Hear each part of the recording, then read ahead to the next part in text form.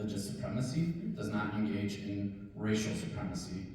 So those are all super related. But I was thinking about what am I? What is Chandra's son? And we're second generation survivors.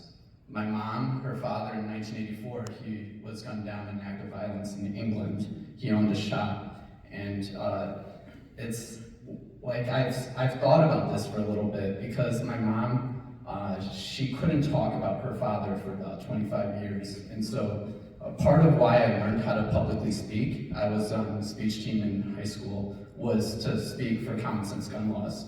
And I've been able to speak for other things that are important to me. And one of the things that really gets to me is how much good am I doing coming to these events? And so that's why I mentioned Maria, I mentioned Chandra because of what they lost, and I mentioned my mom because of what she lost. And I think about that. And that's why I'm here, but it's so frustrating when you're throwing your head up against the wall and nothing changes, and it's so obvious what is the reality here. We're a sick society. Our society prioritizes the money made through violence, defense contracts, over militarization, thinking that that doesn't stockpile weaponry that is going to be used in civilian markets. Let's face it, we're in a hyper-capitalistic society. You can't create weapons that aren't going to be used for death and destruction. And I think about how much we don't do in terms of healthcare, in terms of all of the things that prevent all of the crimes of despair that lead to somebody becoming a killer. Are we going to knock out all crime?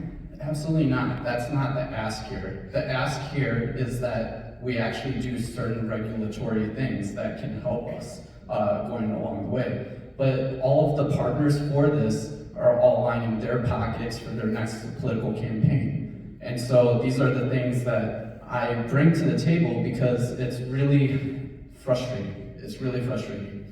And so when I speak to you all right now, it's under the guise of let's not do this as, and I know there's many people that have jobs related to this, let's not do this as a fundraising type of thing to make us feel good about ourselves. Let's actually look at the facts of the matter. Our militaristic society, those weapons end up in the hands of police officers used against our own communities. So this is something that we need to recognize with, we need to reckon with. We need to actually do something about this. Too many lives have been lost here and abroad. And to bring it back to my grandfather, when I was able to talk to my mom about her father's death, the interesting thing is that I was 3 months old when my grandfather was murdered. And my mom and dad, now they had to fly about 7 hours to England to not see her father. My mom told me that the hardest thing for her was actually leaving me behind with her in-laws as a 3-month-old. So she had to bear the burden of going to England to not see her father, and then also worrying the entire time what is going on with her newborn son. And for me, I'm thinking about, I still hear my dad's parents' voices in my head, and I think about them. But I think about, I'll never hear my maternal grandfather's voice. I've asked for audio recordings, and I can't get anything. So, there are so many things that I would like to have asked him that I would have liked to have the opportunity to. And I think that that's a part of the story that doesn't get told, that there's generational trauma that results from it. So, no easy way to go into this, but unfortunately 12 years ago was when this country decided that 6-year-olds being killed was not going to be the thing that changed. So in that regard, I'm going to ring this bell 26 times, and please take a moment of silence for those innocent lives lost on that fateful day.